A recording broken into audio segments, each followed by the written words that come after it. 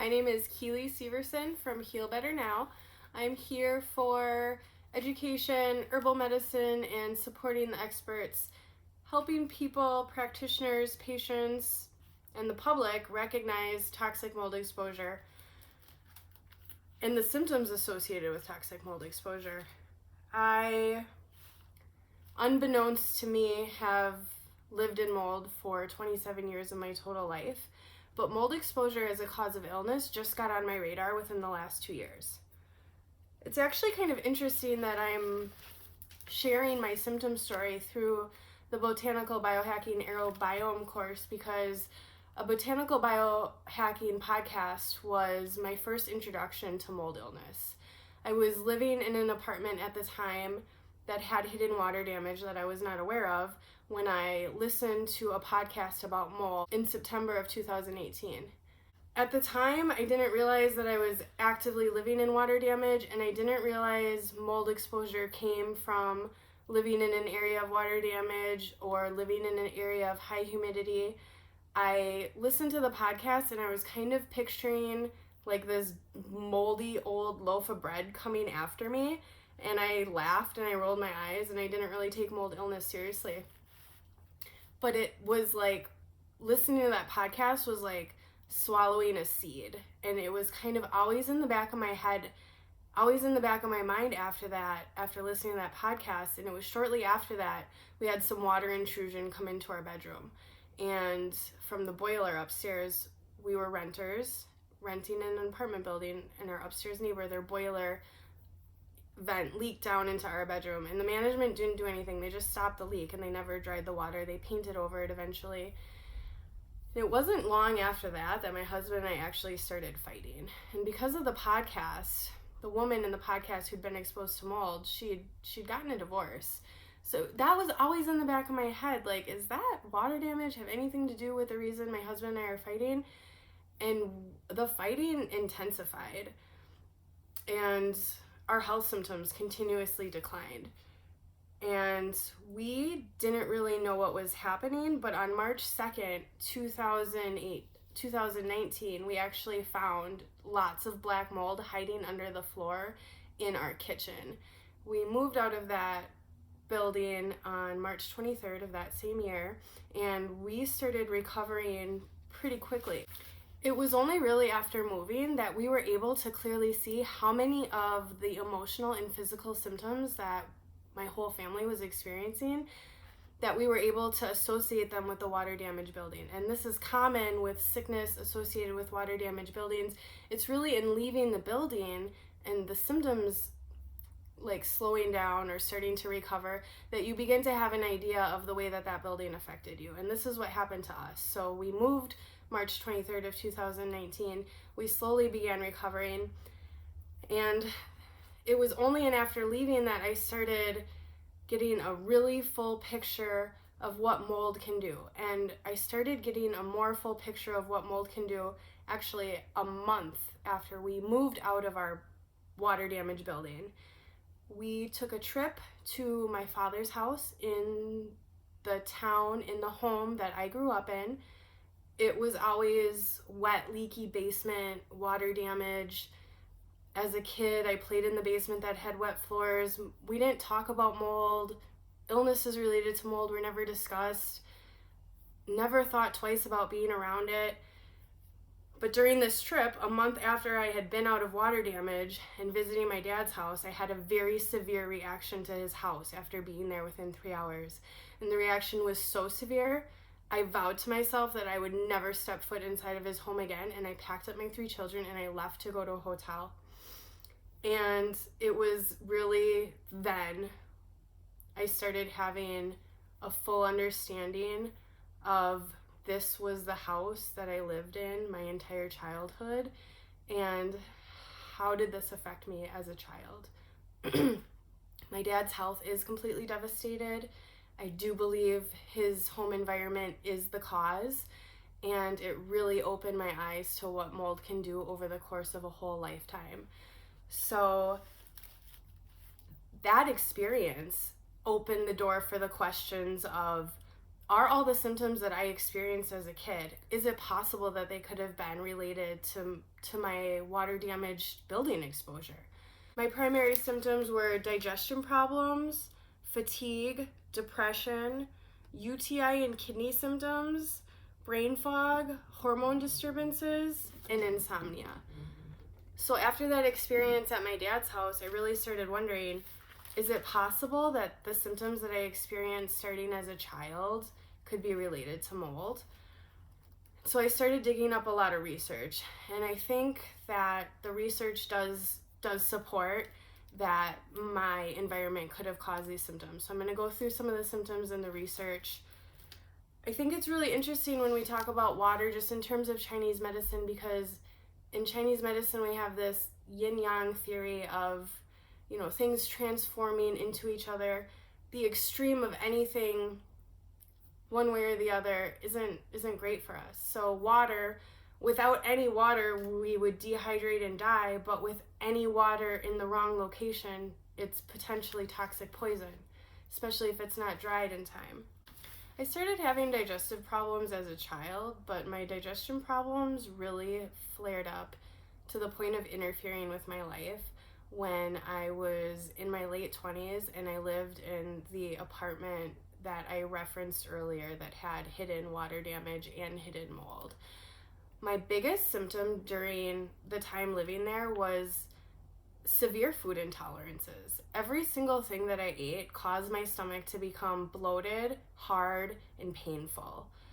I thought that I had food sensitivities that I just could not figure out, and I would try cutting out meat. I would try cutting out carbs. I would try this autoimmune diet. Nothing worked.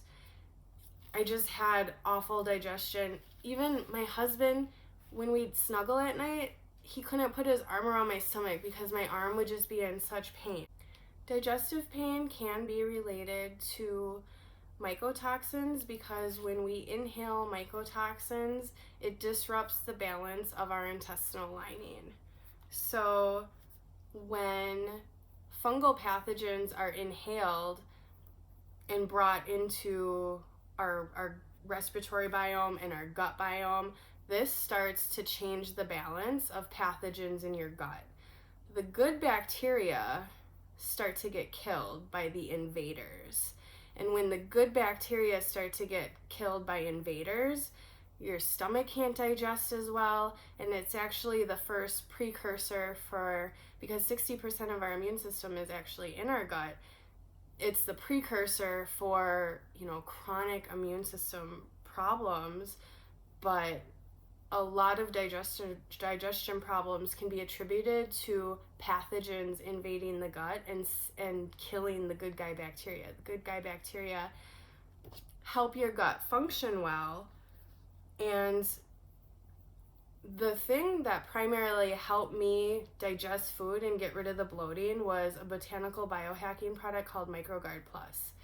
This is a digestive supplement for food that's not digesting well, and it also helps dry a lot of phlegm or mucus. I had all of it. I was so mucousy. I would choke on my mucus when I would talk, and it was so disgusting. MicroGuard Plus would help dry out the mucus, and it also helped me burp a lot after eating, which reduced the bloat. And so that was really helpful. I also suffered from fatigue, and I would say that the onset of fatigue was life-changing for me. As a child, I was super active. You couldn't keep me in the house. I'd run around by myself from sunup to sundown, and then just around age 10, everything changed. My personality changed, my energy changed, my mood changed. I stopped playing outside as much. I stopped being interested in the same things. I started being tired more, a little bit more sad. I was just really tired all the time and not interested in the same things. So at age 10, I was living in the house that I referenced earlier, that my dad still lives in, the water damaged house.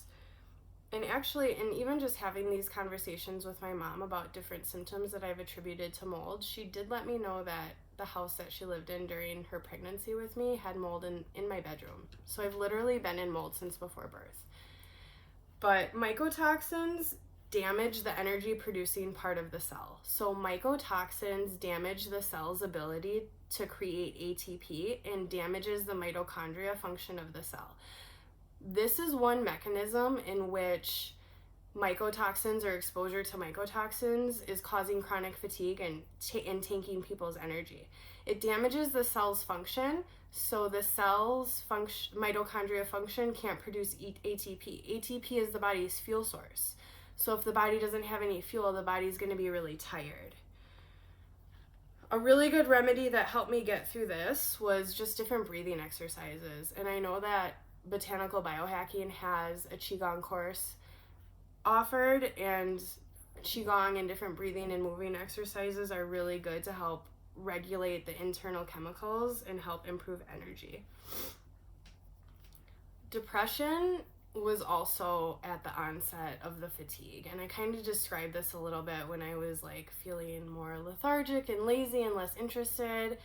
You know, depression was the next stage of that. I would say I was depressed from age 10 really until like my early 30s.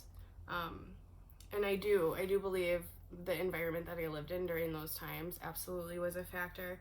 Now, there's a couple mechanisms in which exposure to mycotoxins can cause these symptoms. Just for me to clarify, mycotoxins are the chemicals that are released by molds. So mycotoxin can be released from dead mold or alive mold. Okay, so we already discussed how mycotoxins can cause gut damage.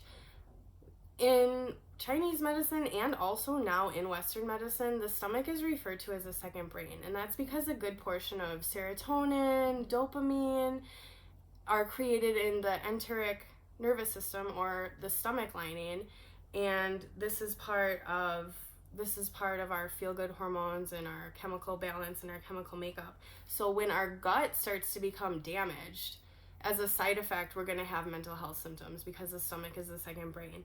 The other thing that happens is mycotoxins can directly harm cells, as we saw with the mycotoxins damaging the cellular function with cells, the mitochondria of the cell producing ATP.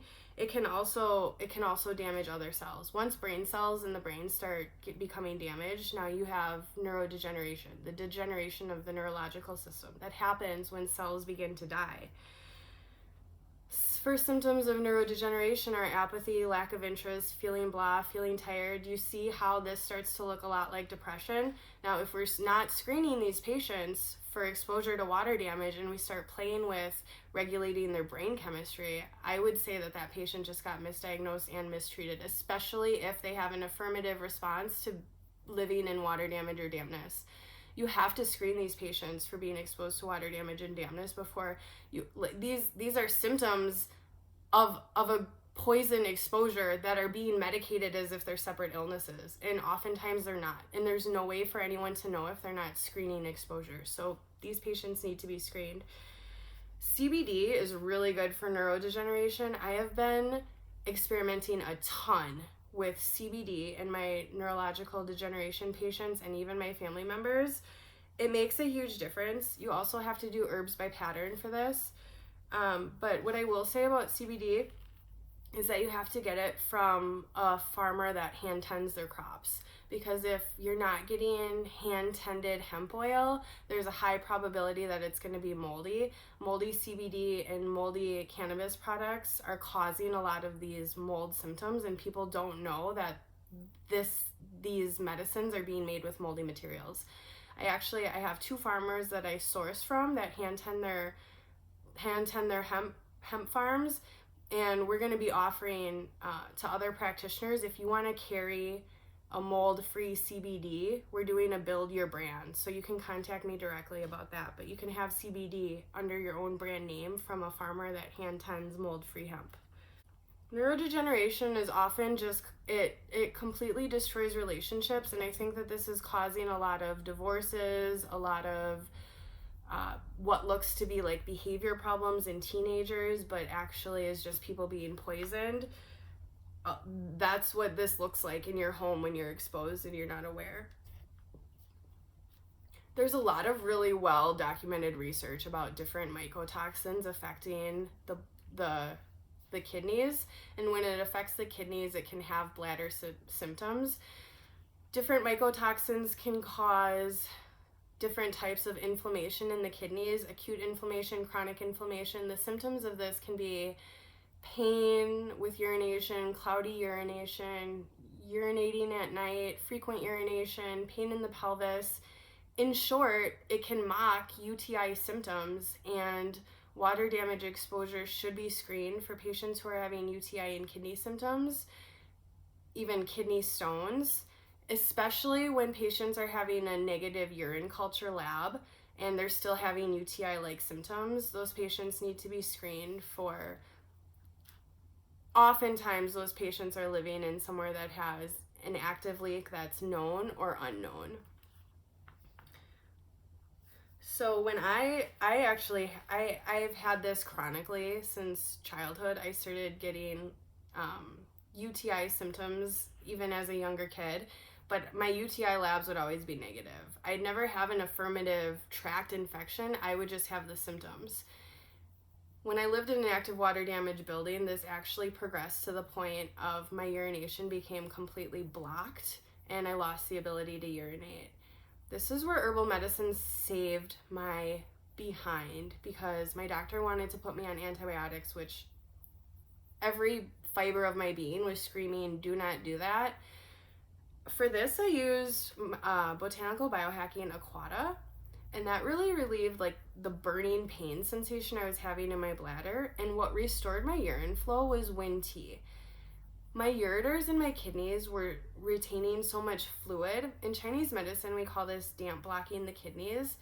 The Wind tea helped drain the excess mucus and fluid out of my kidneys, and I was urinating out kidney stones for months. I still occasionally pass one. I just passed one a couple weeks ago, and this was well over a year, even a year and a half ago, that I started using Wind and Aquata.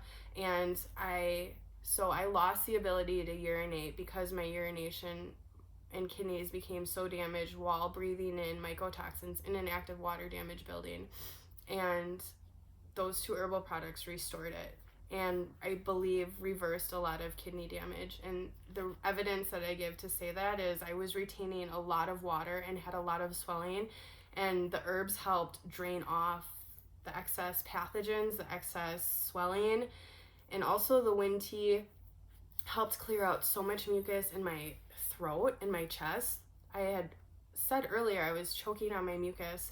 The Wind tea breaks down biofilms, and it breaks down biofilms not just in the esophagus and the chest and the lungs, but also biofilms in the kidney and the ureter, because I had mucus build up blocking my ureters, which was inhibiting my urination, and the Wind tea cleared it out. I was on very high doses of both of those, and your patterns need to be monitored, because at a certain point I did need to switch the herbs I was taking. And this is why it's important to work with a licensed herbal healthcare provider when using herbal medicine. It's not for self-diagnosis. You need outside eyes, so when your symptoms change or your presentation changes, you can change your formula with it.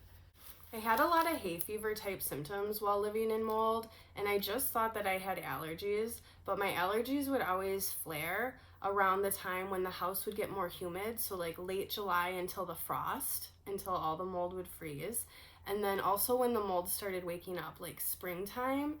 So now that I'm out of an active water damage building, I don't have any allergies. I didn't have any spring allergies this season. Mold allergies can mimic hay fever allergies, so you'll have a lot of red, itchy, watery eyes, lots of sneezing, runny, itchy nose. There's also a type of fungal sinusitis that's more of a mold allergy.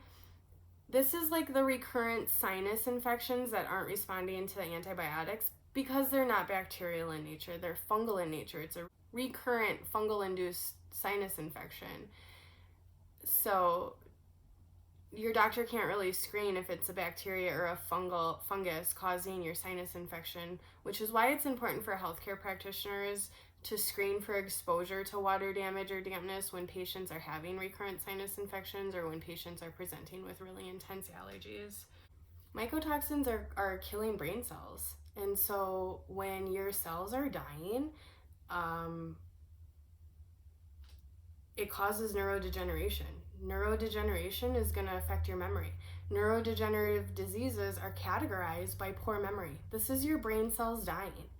Mycotoxins have a preference for fatty tissue, and the brain is all fatty tissue. So mycotoxins kind of flock to fatty tissue. The full spectrum hemp oil has different components of CBD, CBG, CBC, and that also has a preference for brain tissue, and that might be one mechanism in which the full spectrum hemp oil is protecting against neurodegeneration. My brain fog and confusion was so bad while I was living in mold that I felt like a fish swimming around in a fishbowl. I had a really difficult time leaving my house because I couldn't ever remember what I was all looking for, what I needed to leave, what I needed to gather to be able to leave. And so that was a really severe symptom. I would lose words, I would become confused what I was saying, lose a conversation as I was speaking it, like Dory from Finding Nemo. I'd 20 seconds into a conversation ask, what am I saying? What are we talking about? And inhaling mycotoxins, specifically mycotoxins released from Stachybotrys, they're really damaging to cells, and they can cause cell death. When you start killing cells in the brain, your ability to process information and memory functions are obviously going to be impaired. This is another aspect of neurodegeneration, or another symptom of neurodegeneration. CBD is really helpful again here because full spectrum hemp oil has CBG, CBC, CBD, and that can be neuroprotective. Neurogene T can be really good when there's stasis and heat associated with this. And Sonic Boom Juice is a product that's my own brand, Heal Better Now, and it's raw ocotillo and raw redroot. It's a really nice herb combination for cleaning the lymph system and detoxifying the blood, and I've had a lot of improvements with patients who are having brain fog and memory problems, well, with different combinations of those products. Hormones are also really affected by toxic mold exposure. My cycle actually stopped. My blood flow was so affected from how much poison my cells were taking that my cycles actually stopped, and I actually turned into a completely psycho person. Like, my personality changed, like screaming, super intense anger problems. So mycotoxins can cause damage to your thyroid. This can cause hormone problems. This can cause temperature dysregulation. This can cause hot and cold mood changes. I was mostly just cold. I got pretty bitter. This is also known as mold rage. Anywhere that there's mold hiding somewhere, you're gonna see increased fighting, and increased fighting or tension should be a precursor for screening for mold. So, what really helps with this is foot soaks. When you're feeling like so just like stressed out, it's like you can feel so stressed out when you're really moldy. You feel like a towel that's just being wrung out, like this vice around you. Foot soaks take the edge off. Foot soaks, the botanical biohacking foot soaks, they get the blood flowing, they take the edge off. They can really help flip a mood when you're like mold ragey, and because they warm the kidneys and clear damp from the channels, they just naturally balance hormones because they're addressing the kidneys. Breathing exercises are really good here, and any herbs by pattern, obviously. The last symptom that I'm going to discuss is insomnia. The last 2 years that I lived in the apartment that had water damage, I woke up every single night around the same time, and I'd be up for a couple hours, and I never knew what was going on. I had no idea that insomnia could possibly be a mold symptom, but as I researched this after, insomnia is a symptom of neurodegeneration. So when we're inhaling the mold mycotoxins and it's killing our brain cells and inhibiting our cellular function, as the brain cells are being damaged, that's causing neurodegeneration. And insomnia is actually the most common complaint of neurodegeneration. No supplements can fix. No supplements or herbs can fix insomnia from neurodegeneration when the root cause is the patient is living in active mold or an active leak. The treatment for this is get the patient to somehow address the active leak or the mold in their house. You can't prescribe a formula that's going to override a patient being poisoned inside of their own houses. The thing that I want to leave people with is this. These are really just the introductory symptoms before this advances into a more chronic illness or a more permanent illness. These are the warning signs that you are living in a water damaged building. These are common experiences for anyone living in a water damaged building. This is the precursor to a more advanced, more chronic illness. Patients that are experiencing these symptoms should be screened for exposure to a water damaged space. If you're not screening your patients for exposure and you're just treating these symptoms and you're sending your patient home to be poisoned, your patient will have a poor outcome. Your patient will not recover with just a Band-Aid to address the symptom when the root cause is not even identified. My role in the mold world is to help experts identify and recognize when their patients are being exposed to mold illness and help support you supporting your patients. So if there's anything that I can do to help you or your patients heal better now, please feel free to reach out to me directly. And I look forward to seeing you more all in the future with some more advanced course content. Thanks everyone. Take care.